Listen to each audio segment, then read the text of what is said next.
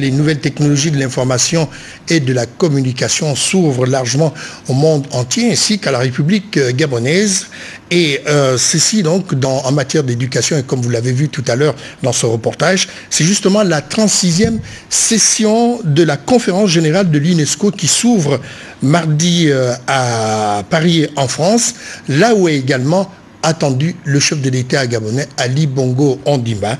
Les enjeux de cette conférence, on va voir tout cela avec Lazo Abourneur sur des images de Bartel Boisse, presse présidentielle. 10e session de l'Organisation des Nations Unies pour l'éducation, la science et la culture ouvre ses assises dans la capitale française. La rencontre s'inscrit dans le cadre des missions régaliennes de la conférence générale de l'UNESCO. Elle est l'occasion pour les leaders des pays membres de l'UNESCO de débattre des politiques de l'organisation pour les 2 années à venir, 2012-2013.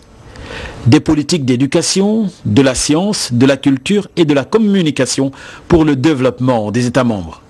Le président Ali Bongo Ondimba est attendu à ces assises où le chef de l'État pourrait faire une communication.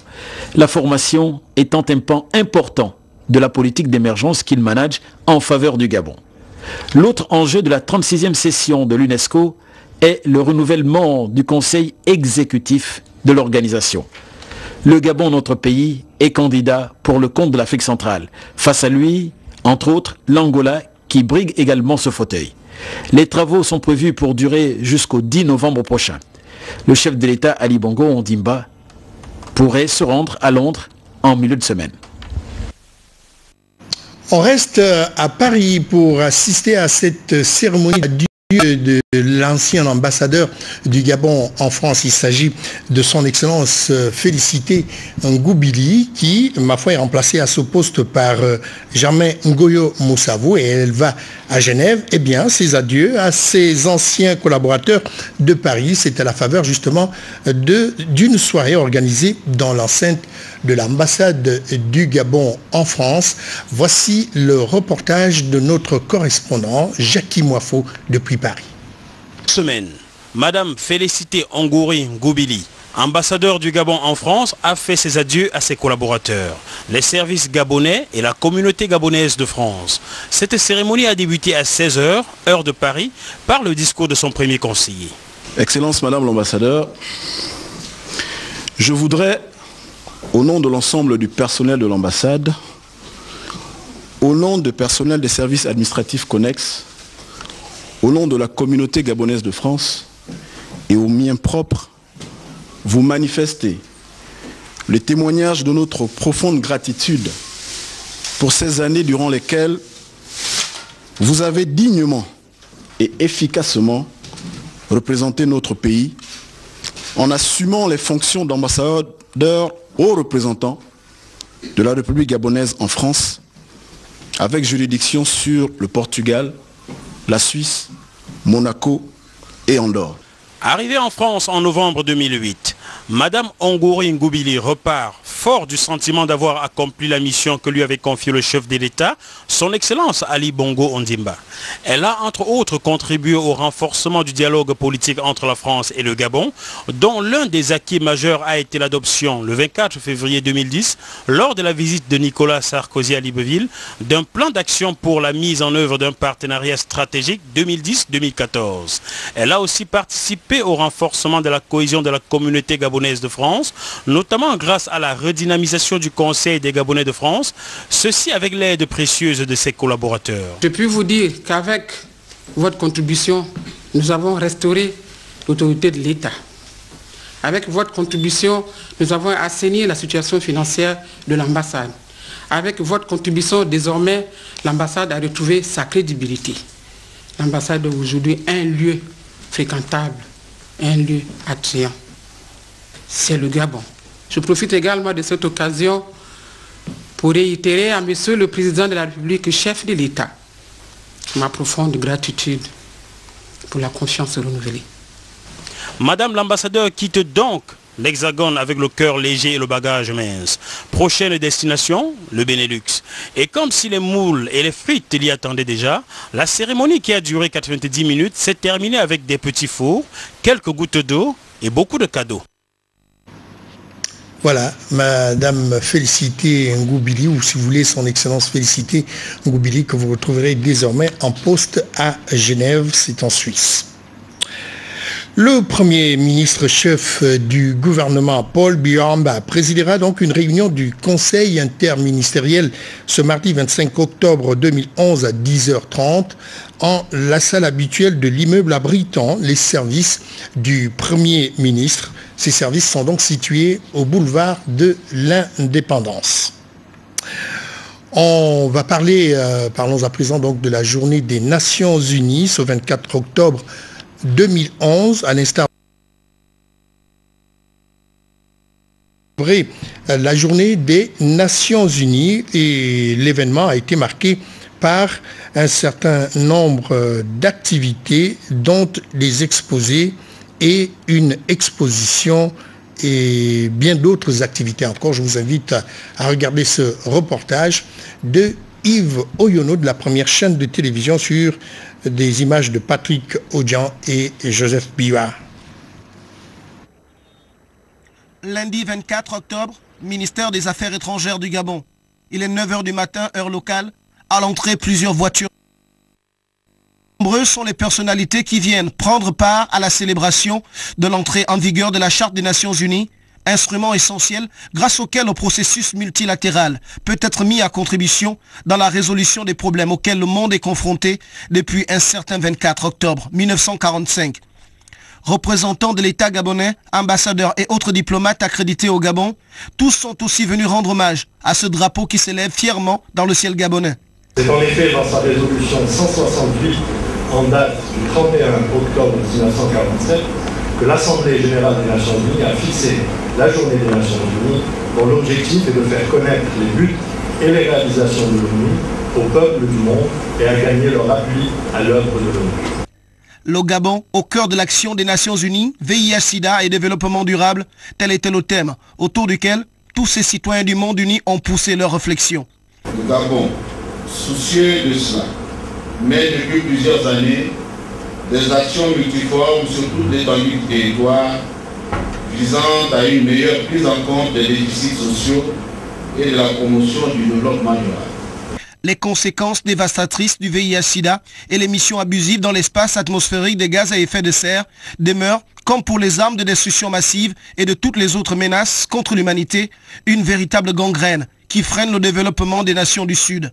Le Gabon en fait naturellement partie.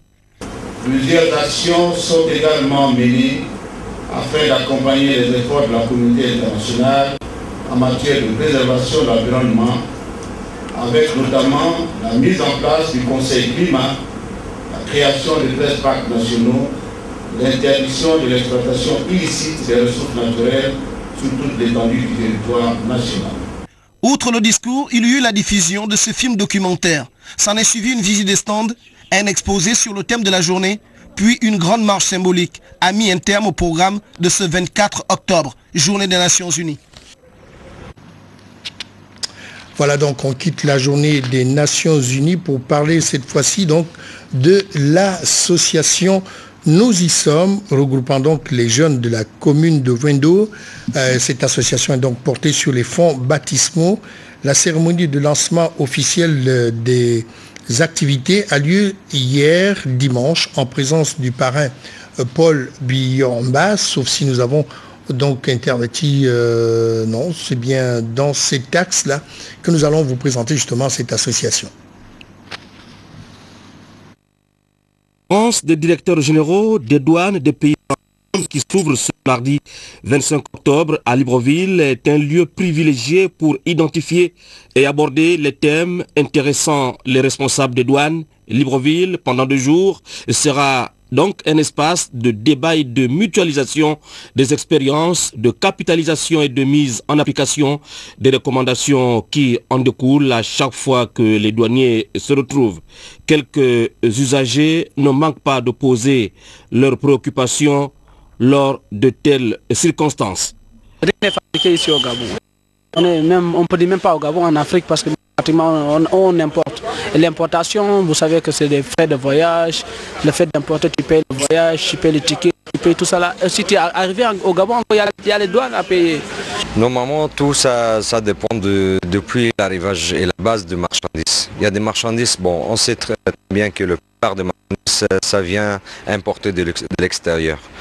Bon, il y a certaines marchandises que le douane a augmenté. Il faut qu'on revoie ça.